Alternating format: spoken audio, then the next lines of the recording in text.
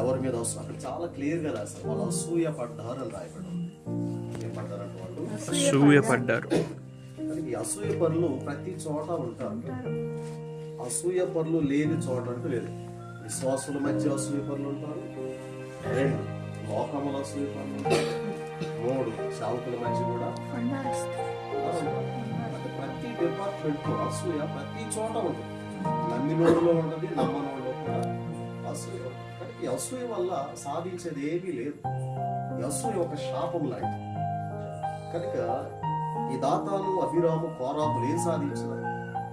దేవుడు ఏమన్నాడు? మోషే మీదను దేవుని చేత ప్రతిష్ఠించబడిన అహరోను మీద వాళ్ళు అసూయ పడేది. కనుక వాళ్ళు ఏదో చేయాలనుకున్నారు. ఏం చేయాలనుకున్నారు? మోషే వాళ్ళు చెప్పిన మాటలు మోషే తనకు తాను గొప్ప చెప్పుకుంటున్నాడు, నేనే నీతిమంతుడని చెప్పుకుంటున్నాడు. ఏమన్నా నీతిమంతుడు కాదా? ఏమన్నా నడిపించలేమా? మనకి జ్ఞానం లేదా? ఇలాగా రకరకాల విషయాలు అయితే నేరారోపణ మోపారు. కనుక వాళ్ళు సాధించింది ఏమి? కనుక దాని పక్కన పెడదాం. ఈ రాత్రి ఒక 2 మాటలు చెప్పి నేను కూర్చుంటాను. బందీ గృహమే ఆశీర్వాద గృహముగా మారాలి. బందీ గృహమే ఆశీర్వాదపు గృహంగా మారాలి. ఒక్కొక్కసారి మన ఇల్లే బందీ గృహం అయిపోతుంది. ఒక్కొక్కసారి మనం ఉంటున్నటువంటి ప్రదేశమే బందీ గృహం అయిపోతుంది.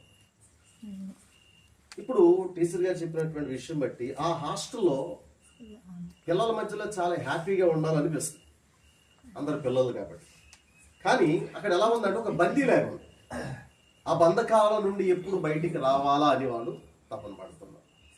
కనుక ఇలాంటి బందీ గృహాన్ని ఒక ఆశీర్వాద గృహంగా మార్చాలి అంటే బైబిల్ గ్రంథంలో ఒక అద్భుతమైనటువంటి ఫార్ములా ఉంది. ఒక భక్తుడు దాన్ని పాటించాడు. ఎందుకు ఇలాంటి పరిస్థితి నాకు వచ్చింది, ఎందుకు నేను బంధించబడ్డాను అని కృంగిపోక, ఆధైర్యపడక, కంగారు పడక, వేదన పడక, అద్భుతం మనందరికీ తెలిసి కదా, అందరూ సావుకులు ఉన్నారు, అందరికి సుపరిచితమైనటువంటి విషయం, లోతైన మర్మాలు ఏం కాదు. ఒక్కసారి అట్లా జ్ఞాపకం చేసుకున్నాం. చూడండి, అపోస్తల కార్యముల గ్రంథం 16వ అధ్యాయం 25వ వచనాన్ని చదువుకున్నాం. అపోస్తల కార్యముల గ్రంథము 16వ అధ్యాయం, ఇప్పటికి మీకు ఆటోమేటిక్ అర్థమై ఉంటుంది.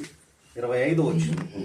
అయితే మధ్యరాత్రి వేళ పౌలును సీలయు దేవునికి ప్రార్థించుచు కీర్తనలు పాడుచుండగా ఖైదీలు వినుచుండిరి. అప్పుడు అకస్మాత్తుగా మహాభూకంపము కలిగెను, చెరసాల పునాదులు